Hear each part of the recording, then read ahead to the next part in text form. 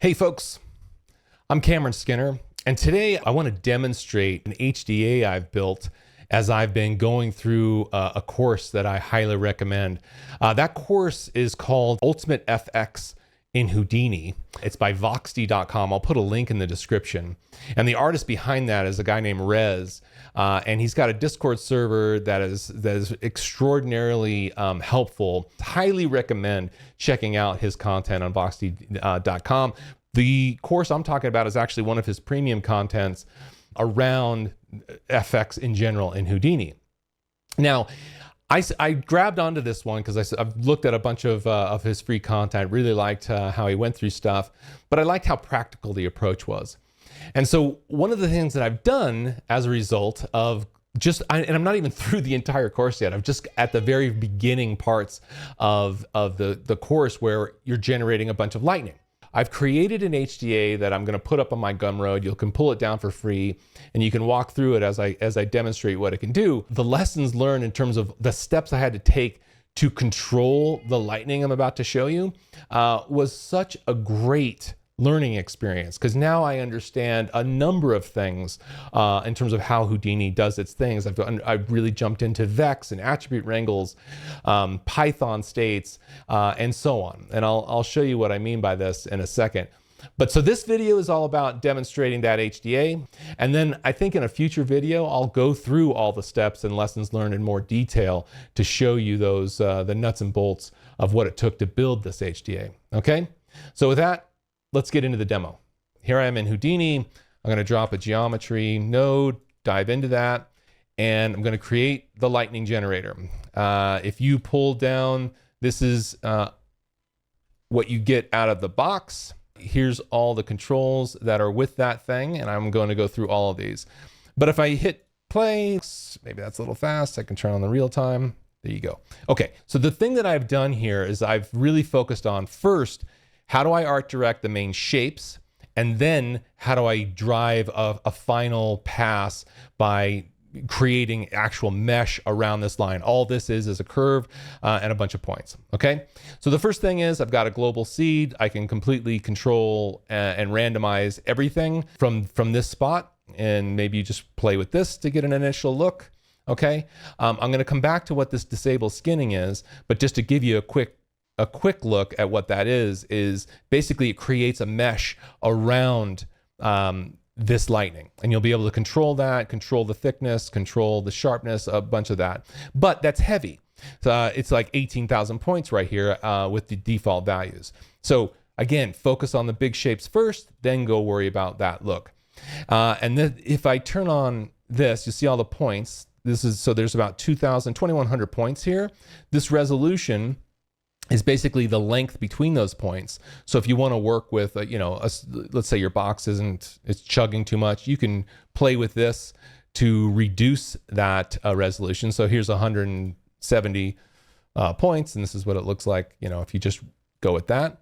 But I'm gonna bring this back down to, let's just go down to the default 0.005. So it's about 2,100 points, okay? Clearly you can play with just the length of this thing. What's that look like?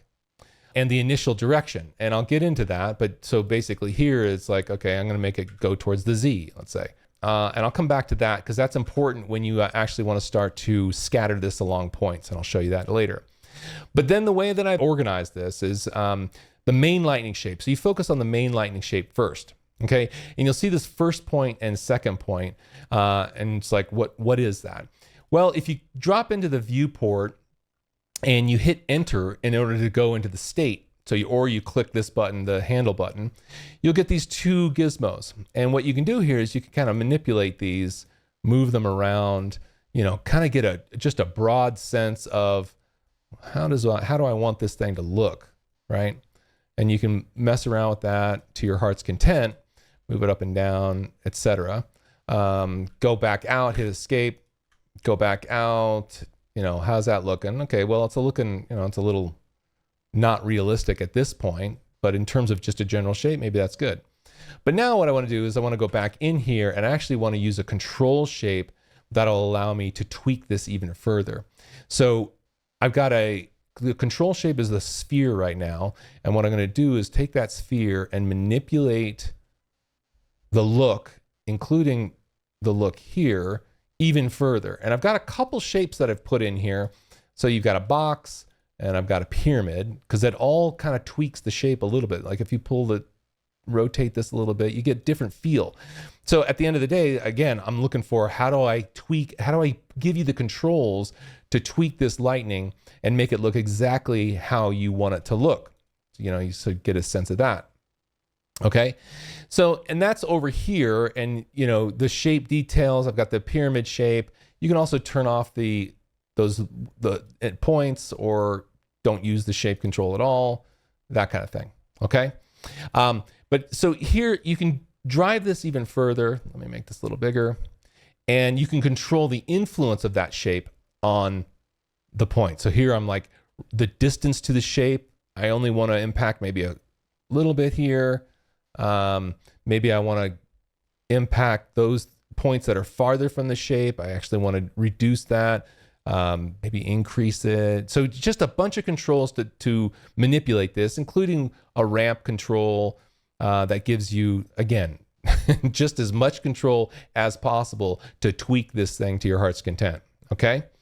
So that's the first major part of, you know, driving your big shape. Okay. Then after that, you then have the actual noise controls that you would expect. Classic controls over this. You'll notice it's only impacting the main shape. And you'll notice see this line here, that's not being impacted by the noise. And that is a secondary shape, which I can turn off. So in fact, this secondary lightning, I can just turn it off. And let's leave that off while I focus on the lightning here. Okay. So, you know, you can play with this, find a good look that you're looking for, you know, whatever.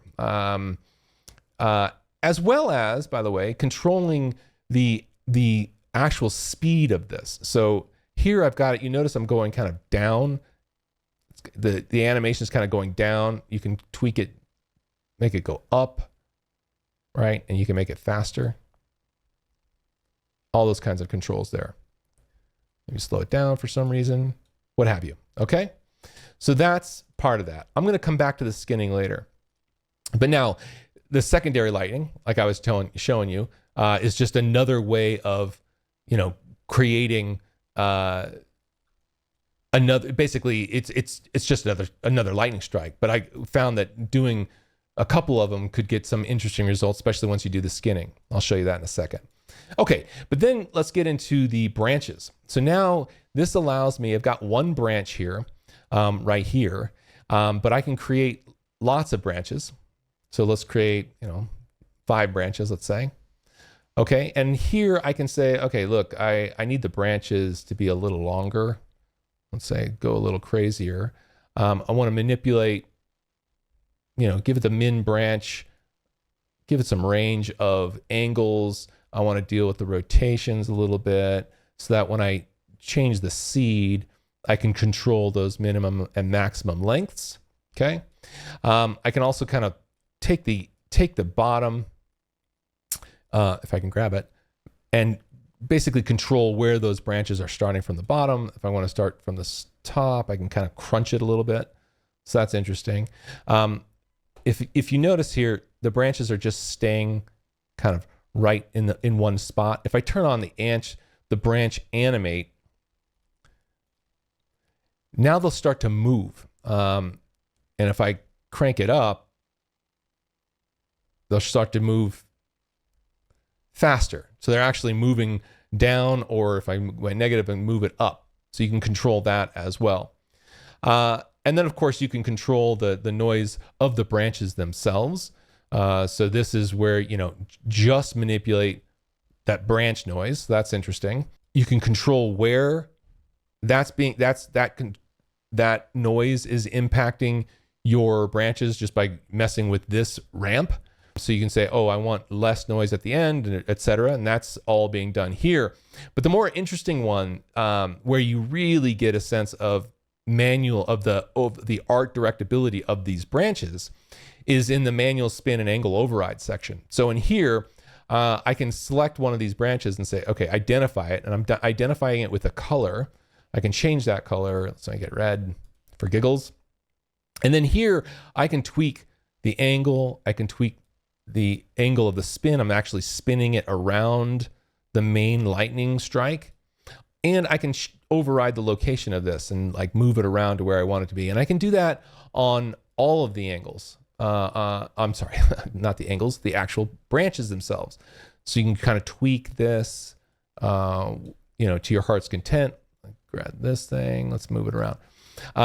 And, you know, so then once you're done that, you can turn that around. So I've really found this to be one of the main ways to control the look of the lightning, is to be able to control where those branches are, and how they look themselves. Okay.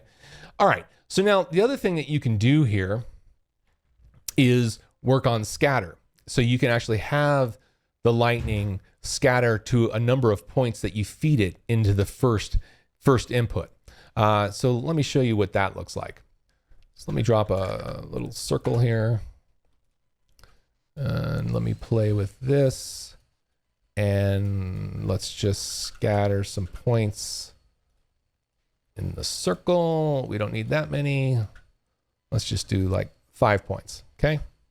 So we've got some points here, and now I can feed that into the lightning generator. Okay. They still look too uniform. And so here is where you can actually get into manipulating the look of this. So if I get in here and tweak the points here, this is where you want to actually set this to, you'll have a better chance of setting it to the Z here, the direction. And this is where you can actually, you know, really get some control over this. Let me reduce the resolution here for a second, because it shouldn't be, you know, I'm still trying to just get main shapes, right? And I want to be able to manipulate the shapes quickly. And this allows me to do that. So now, yeah, it's getting a little bit more responsive. So now here I can tweak this. I can modify what that's starting to look like. All right, so that's looking a little bit more interesting. If I turn this on, that's what I've got so far. Okay. All right, so now last bit here is where you can get into the overall shape of the sharpening. Now this is where you start to get into the skinning. And so if I turn that on, this is where you start to see the effects of like a full mesh. So now this is like 300,000 points. And this is where, you know, if you wanted to really start to work on some sort of comp here, you would want to actually start to cache some of this, because this gets too heavy. If I turn this on right now, you know, this is just chugging on my box here, because that's a lot of points that is trying to generate and push all at the same time. But from here, let me stop that. You know, the nice thing about this, let's say I'm at the point now where I really want to understand what this is looking. I can remove that. I can set the direction back up here. And so now I'm working with a whole lot less points. And now I want to go back to my main shape here, and I want to go into the skinning part of this, and I want to start to figure out, okay, how is this looking? So I'm going to start to tweak these numbers. I want to make it kind of maybe a little more thin. Maybe I make it, I'm going to tweak even more thin. So I'm actually starting to lose points here. And if I up the resolution a little bit more by reducing, you'll start to see it connecting a little bit more. There we go. So, and you can just go and let's say I'm going to make this a little bit, I'm going to inflate it a bit, maybe smooth it a little bit. And then once you get a look that you're like, and then you can go plug in your scatter again. Okay. So all of this is, you know, and then of course, you know, hey, I want to change the color, let's say, of this for giggles. Increase the intensity. Okay. So all of that gives you a really good chance of getting a look that you're looking for, right? And all of this is done if you jump into the HDA, let me make this smaller. I will go over I tried to make this as clean as I could. I will go over, how this was built in a future exercise. But I just wanted to get this out there, make this available. If you want to take it out for a test drive, give me some feedback on what's working, what isn't. Let me know. Would love to hear about it. Hope that helps. Looking forward to any kind of feedback you may have for me. Talk to you in the next one.